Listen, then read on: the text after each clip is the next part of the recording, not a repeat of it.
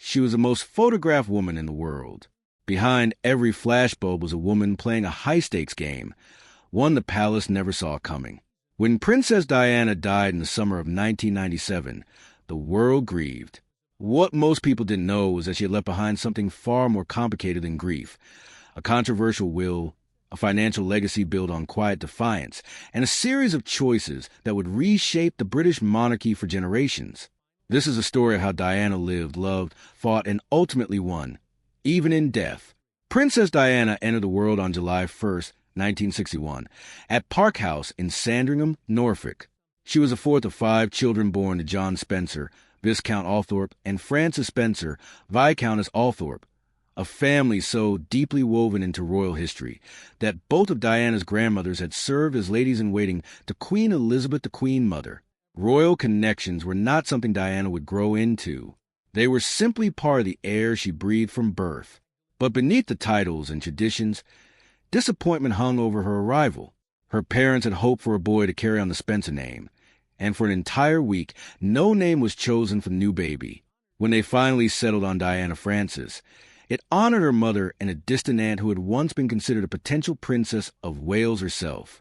Inside the family, the young girl was nicknamed Dutch, a quiet nod to a duchess-like confidence that appeared even in childhood. Before Diana drew her first breath, loss had already touched the household. An infant brother, John, had died shortly after birth a year earlier. The pressure to produce a male heir only deepened after that, pushing her mother through humiliating medical examinations in London. Years later, Diana's brother Charles would describe that period as devastating. The emotional fracture that likely cracked a marriage beyond repair. Diana spent her earliest years at Park House, a home leased from Queen Elizabeth II, whom she affectionately called Aunt Lily. The royal family vacationed nearby at Sandringham House, and Diana played with Princes Andrew and Edward like any ordinary neighborhood children. From the outside, it looked like a fairy tale beginning. Inside, the ground was already shifting. When Diana was 7, her parents' marriage collapsed. Her father won custody, and Diana stayed with him, a decision that left a permanent mark. When her father remarried in 1976, choosing Reign, Countess of Dartmouth, as his new wife, the atmosphere at home turned corrosive.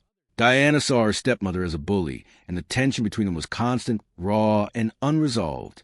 On one occasion, Diana pushed her stepmother down a staircase. Years later, she would describe her childhood as very unhappy and very unstable. Academically, Diana struggled. She failed her O-levels twice. But teachers noticed something deeper, a natural kindness, an instinct to show up for people who were hurting. She won a school award for community spirit, an early signal of the compassion that would come to define her public life. She played piano, excelled at swimming and diving, and studied ballet. When words failed her, movement took over. By the mid-1970s, she was volunteering at a psychiatric hospital in Kent. By 1979, her mother had bought her a small flat in Earl's Court as an 18th birthday gift, and Diana moved in with 3 flatmates, piece by piece assembling adult life on her own terms. She taught dance to young children, worked as a nursery teacher, cleaned houses, hosted parties, and nannied for an American family. She was learning independence, and she was learning how to carry herself through the world without anyone to catch her if she fell. The story of Charles, Diana, and Camilla is not a simple tale of betrayal. It is something messier, older, and more human than that, a relationship that began years before Diana ever entered the picture and never truly ended. Charles first met Camilla Shand at a polo match.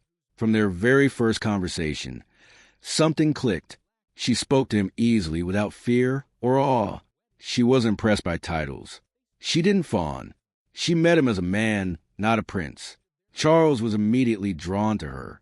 But royal life doesn't pause for romance. He joined the Royal Navy. Distance crept in, and the relationship fractured under quiet palace pressure. Camilla lacked the aristocratic pedigree the palace preferred. There were other whispered objections. Eventually, she drifted back to a former boyfriend, Andrew Parker Bowles, and accepted his marriage proposal. The news devastated Charles. In letters, he poured out his heartbreak, writing that what he believed had been a blissful relationship had been cruelly limited to just 6 months. Camilla married Andrew Parker Bowles on July 4th, 1973. Despite Charles pleading with her not to go through with it, the wedding did not sever their bond. They stayed close friends. Not long after, the physical side of their relationship quietly resumed. Andrew was aware of the whole arrangement and, by all accounts, chose not to interfere.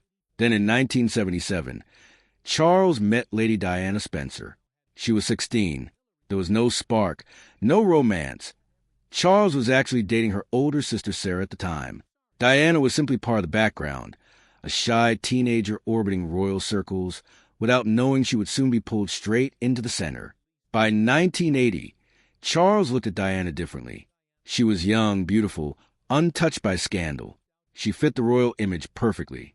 Under mounting press speculation and palace pressure, he rushed toward a proposal. In February 1981, the engagement was announced. When reporters asked if they were in love, Diana answered yes. Charles hesitated, then replied, "Whatever in love means." They had seen each other only 12 times before getting engaged. They married on July 29, 1981, the so-called wedding of the century. Prince William arrived in 1982. Prince Harry followed in 1984. Diana would later say those early years were the closest she and Charles ever came to happiness. They didn't last. Barely 5 years into marriage, Charles and Camilla had found their way back to each other. Diana knew. She felt it. Eventually, she confronted Camilla directly. She told her she knew exactly what was going on. Camilla responded by reminding Diana that she had everything: public adoration, 2 beautiful sons, the admiration of the world. Diana's reply cut through it cleanly. She wanted her husband. She told Camilla she was sorry to be in the way, but she refused to be treated like an idiot. By 1992, the affair had exploded into public view. Intimate recordings leaked to the press. Andrew Morton released Diana, her true story, secretly shaped by Diana herself. That December, Charles and Diana announced their separation. In 1994, Charles publicly admitted his infidelity and named Camilla. Diana, in her now legendary BBC Panorama interview the following year, delivered the line that would become immortal.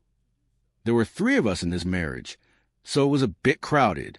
Their divorce was finalized on August 28, 1996. Less than a year later, Diana was killed in a car crash in Paris. Charles flew to France to bring her body home. Thousands lined the streets of London in silence, flowers in hand, mourning a woman who had entered royal life as a shy teenager and left it as a global icon. 2 years later, Charles and Camilla appeared together publicly for the first time. In 2005, they married. The triangle was finally closed, but the damage had already been written into history. Princess Diana had a gift for doing things on her own terms, quietly, consistently, and without waiting for permission. Before her engagement, she worked as a nanny and nursery school teacher in London. That made her the first royal bride in history to have held a paying job. Royal women were expected to arrive untouched by ordinary life. Diana arrived with real-world experience. When Charles presented her with an engagement ring, royal tradition called for a custom commission.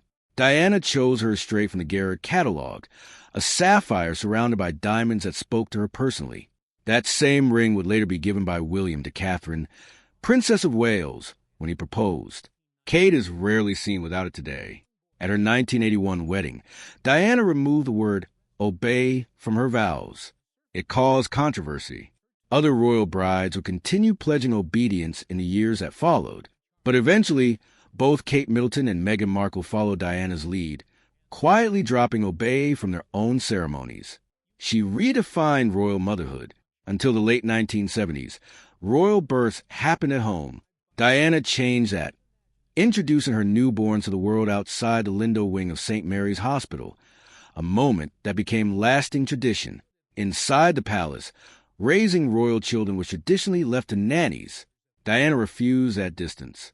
She took 9-month-old William on an official tour of Australia and New Zealand in 1983. Something entirely unheard of. She pushed for William to attend public school, making him the first heir to the throne to do so. She wanted him finger-painting alongside ordinary children, riding public buses, visiting theme parks, eating McDonald's hamburgers. She wanted him to know a world larger than privilege.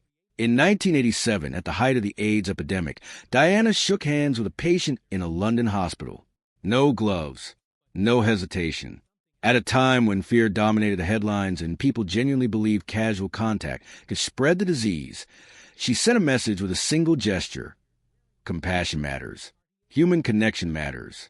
Years later, Prince Harry would take an HIV test publicly alongside Rihanna, continuing the work his mother had started decades earlier. Diana also refused to hide her own pain.